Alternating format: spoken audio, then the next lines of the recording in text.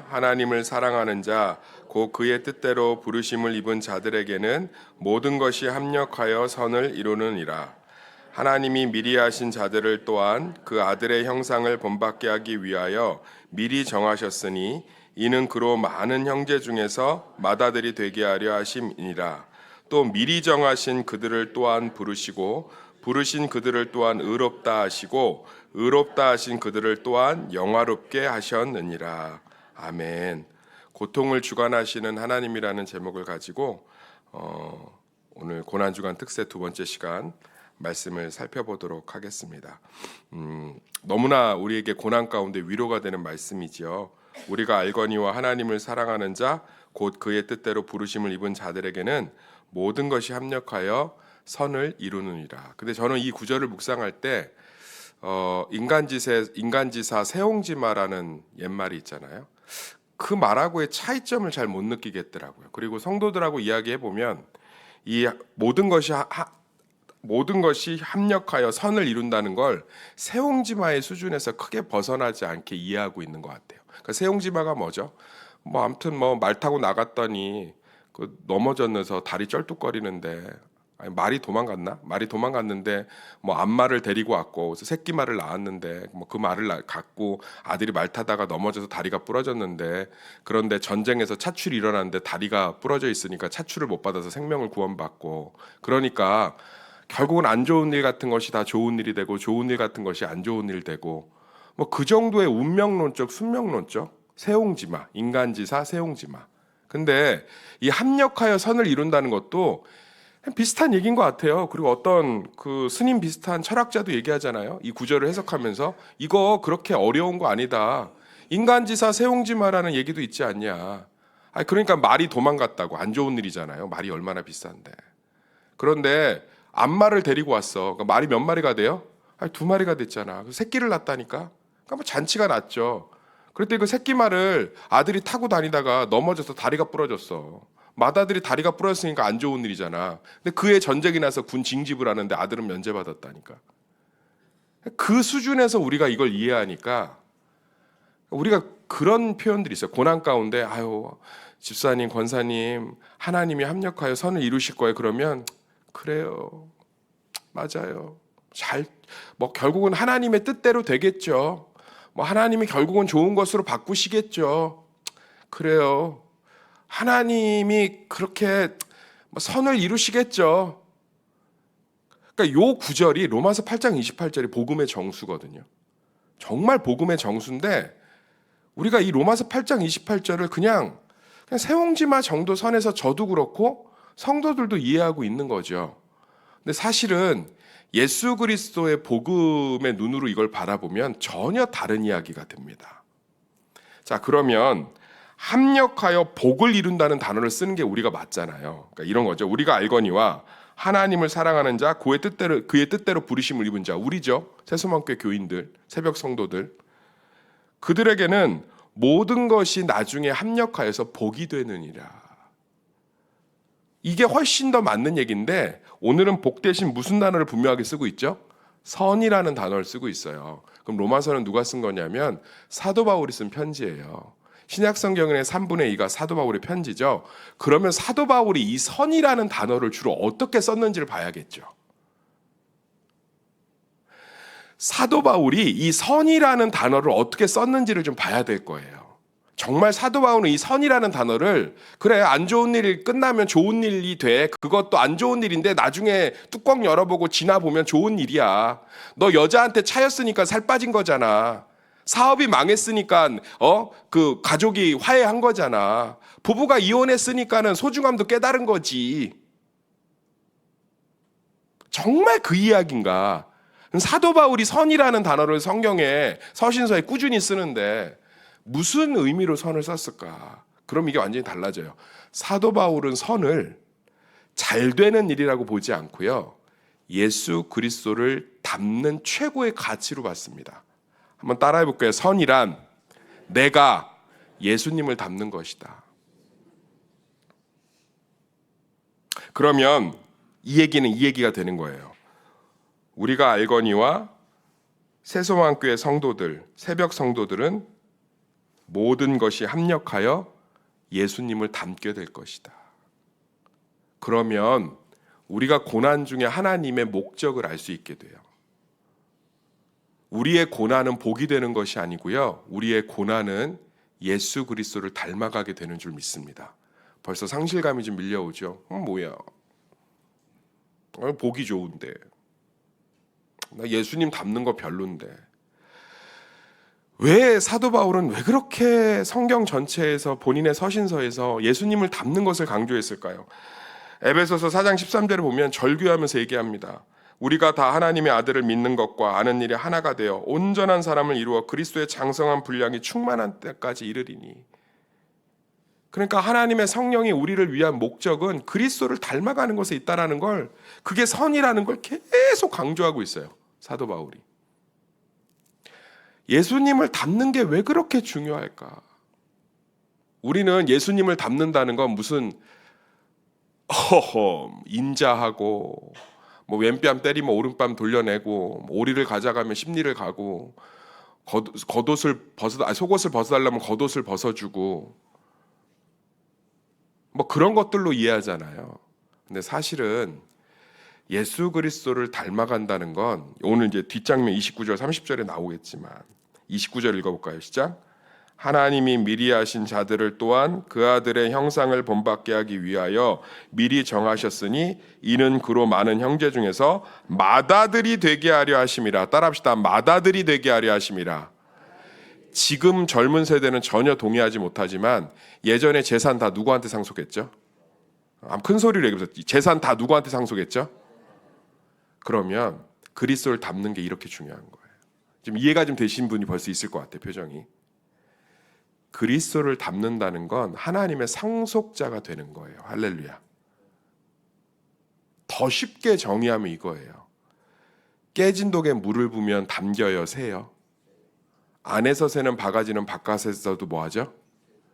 하나님이 우리에게 맏아들의 상속 권한을 줄 수가 없는 거예요. 그리스도의 형상이 우리 가운데 없으면.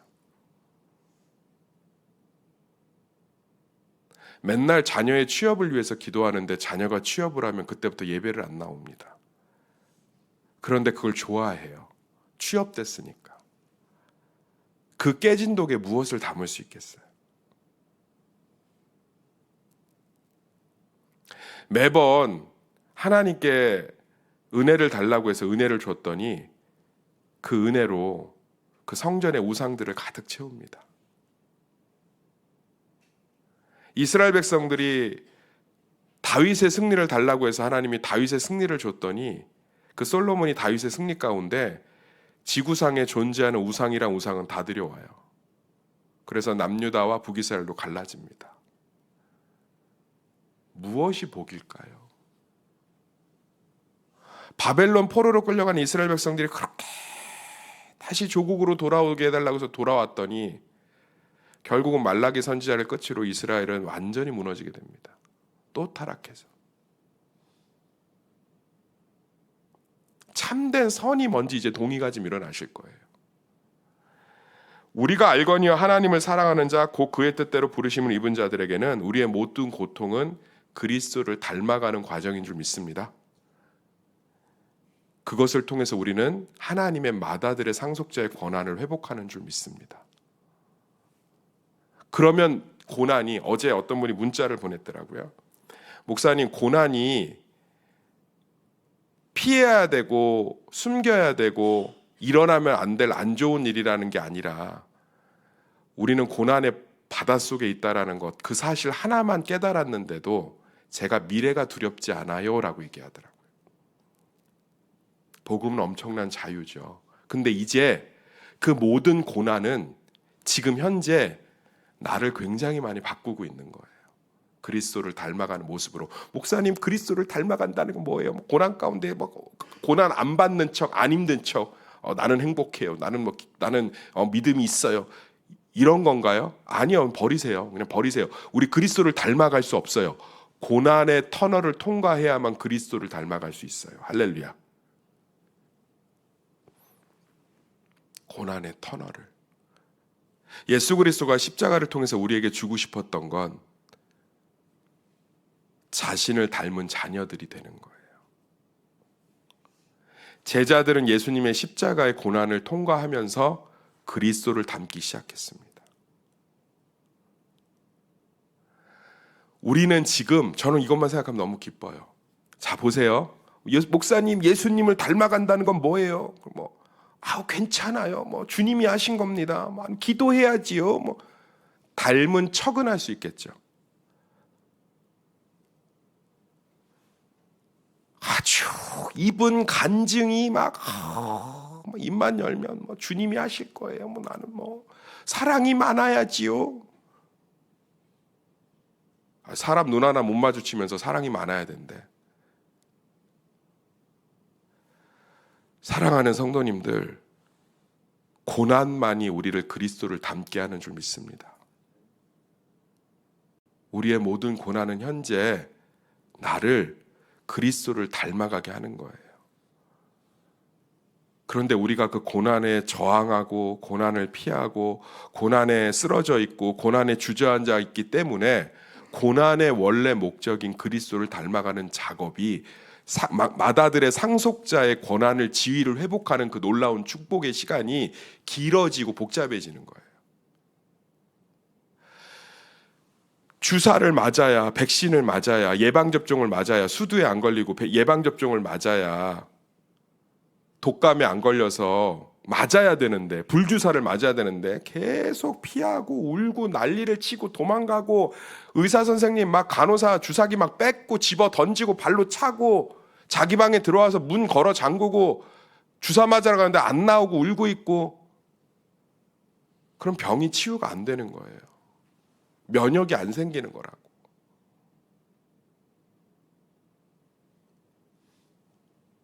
고난의 터널을 우리는 이 터널을 통과하면서 나는 그리스도를 닮아가게 되겠구나. 그리고 그것은 하나님의 모든 것을 누릴 수 있는 마다들의 상속자를 회복하는 거구나.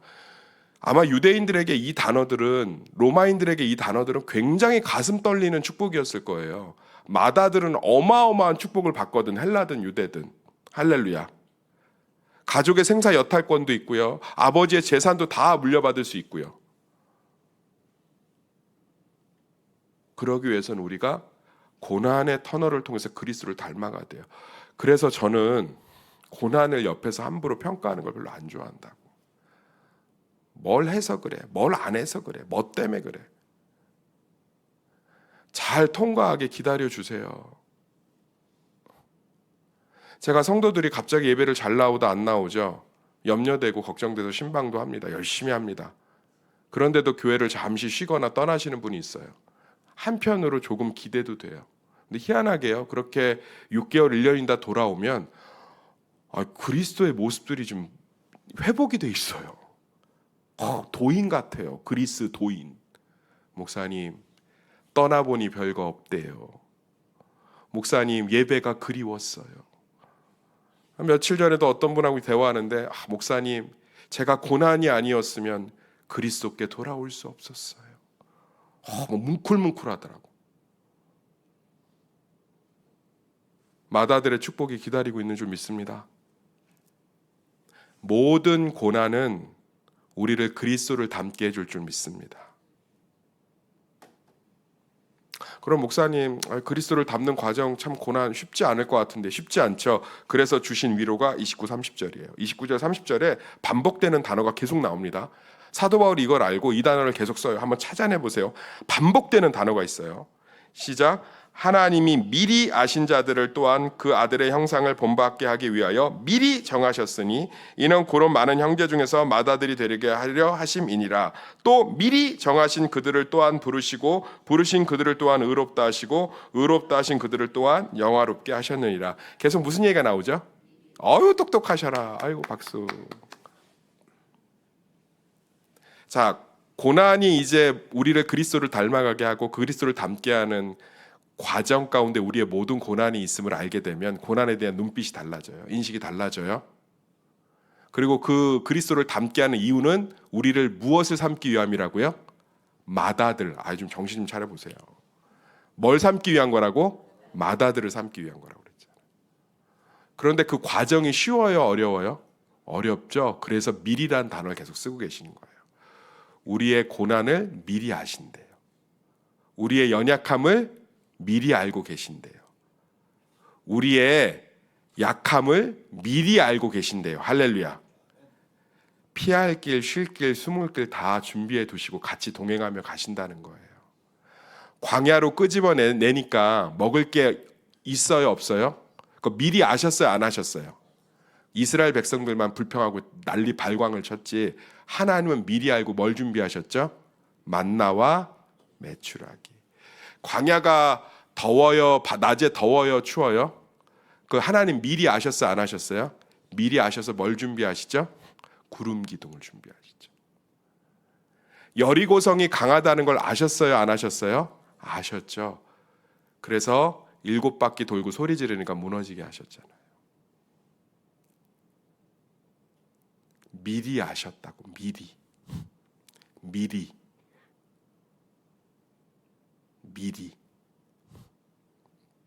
제가 요즘 재밌는 책을 읽고 있는데 아브라함이 갈대아 우르를 떠날 때 그 갈대아 우르의 역사적 배경이에요. 지금부터 한 2600년 전 갈대아 우르의 배경. 갈대아 우르가 전쟁이 나서 망하기 직전이었어요. 망하기 직전, 전쟁 나기 전에 풍요롭다고. 근데 그건 누가 미리 알고 계셨죠? 그래서 아브라함을 갈대아 우르에서 뽑아내신 거예요. 할렐루야.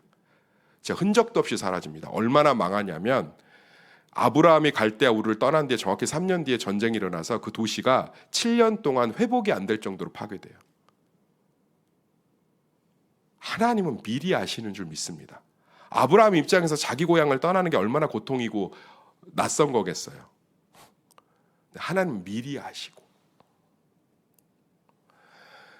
사랑하는 성도님들,